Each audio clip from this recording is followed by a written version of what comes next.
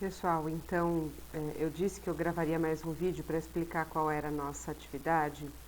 E a atividade que valerá nota, que seria feita na aula dessa semana, que seria, né, no dia 16, e provavelmente vocês só acessarão no dia 23, próxima segunda.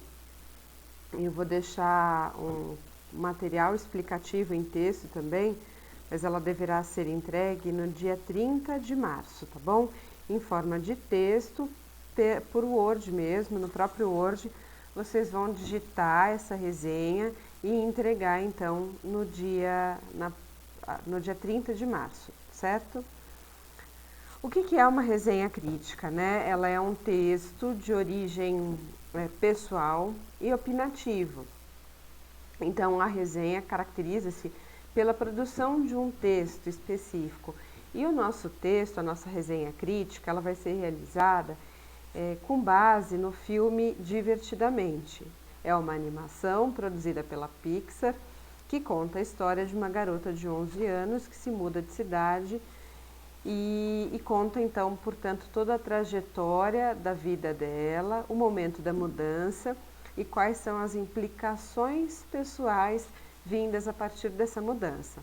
O que é muito legal nessa animação feita pela Pixar é que ela mostra muito o processo da relação e da interligação do nosso comportamento com o cérebro, o encéfalo.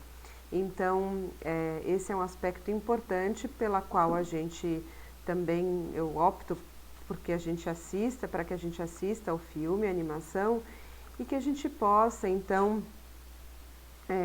fazer uma análise psicológica pessoal a partir do olhar, né, para esse filme.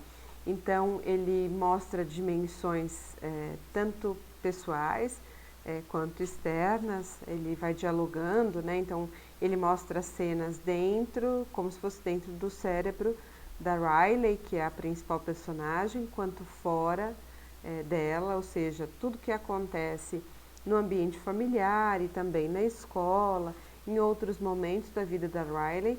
Em alguns momentos são por lembranças da Riley e outros porque ela está vivendo ali a vida dela e é quase como se a gente estivesse acompanhando tudo aquilo que ela vive. A ideia da resenha é que a gente possa avaliar, dentro da ótica da psicologia do desenvolvimento, claro, né?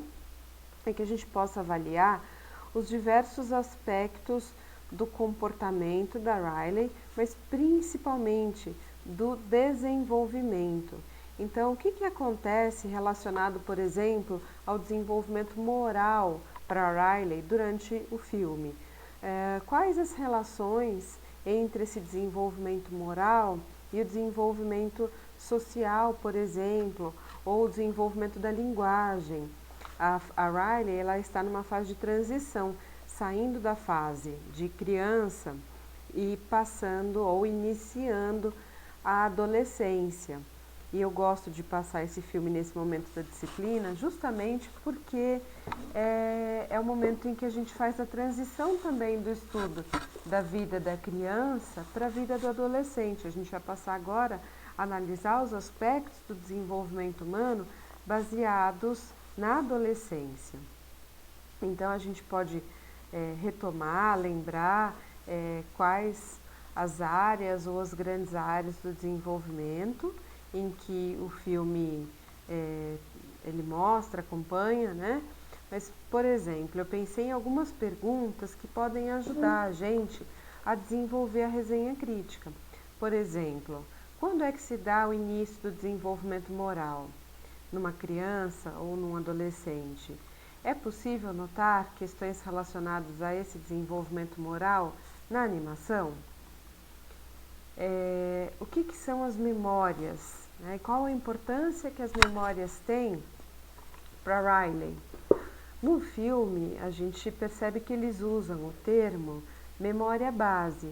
Então, é possível notar o desenvolvimento dessa memória, como é que acontece todo esse processo de formação de memória? E será que existe também uma grande diferença entre as memórias de curto prazo, e as de longo prazo, elas têm funções diferentes, a gente vai aprender. Mas eu gostaria que vocês avaliassem isso no filme, nessa animação. Além disso, a gente pode também avaliar outros aspectos, como por exemplo, a formação do desenvolvimento emocional, com as primeiras emoções aparecendo no comportamento e, claro, na vida da Riley. Por exemplo, o nojo, a alegria, o medo, a raiva ou então a agressividade. E como é que se dá a junção também dessas emoções, né?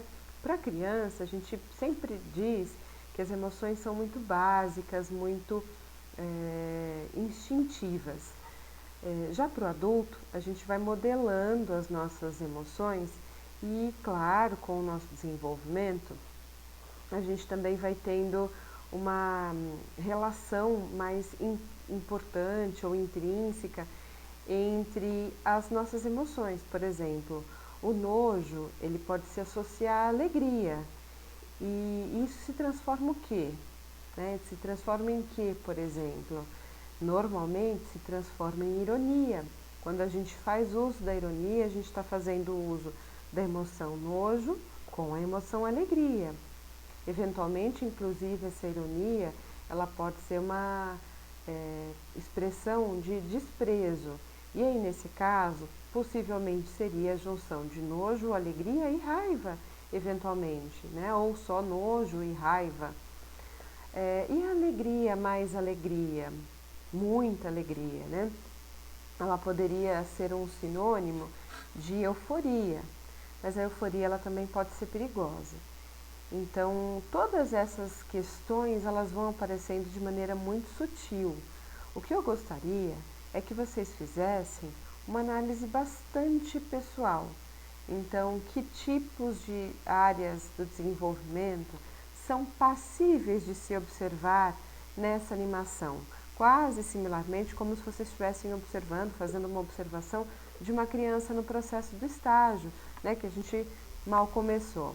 Então a ideia também é essa, que a gente consiga fazer uma análise psicológica do filme com o embasamento teórico que vocês tiveram na disciplina de Psicologia do Desenvolvimento 1 e até esse momento da aula. Eu vou deixar algumas orientações por escrito nesse material do Word, então, para vocês irem acompanhando, mas também vou ficar online, né, durante essa nossa aula do dia 23 de março de 2020, para sanar todas as dúvidas que surgirem, especialmente e preferencialmente postadas no fórum, para que todos os colegas possam ver as dúvidas e que a gente possa, claro, já esclarecer as dúvidas que forem surgindo. Então, eu deixei uma série de indagações também que eu penso que poderiam ajudar no material escrito, além de um link pro vídeo para que vocês consigam assistir e depois um espaço para que vocês postem a matéria, o trabalho já realizado, para que esse trabalho seja analisado, avaliado, né? E que ele possa valer como parte da nossa nota. O valor do trabalho é 5 pontos, né? E essa resenha, ela vale no máximo 5 pontos, lembrando que, claro, com a correção, ela pode até valer menos pontos, a depender de como você a desenvolveu. As regras para o desenvolvimento, elas estão no material por escrito, todas elas, certo? E qual é o valor de cada uma dessas regras em relação à produção do texto mesmo, certo?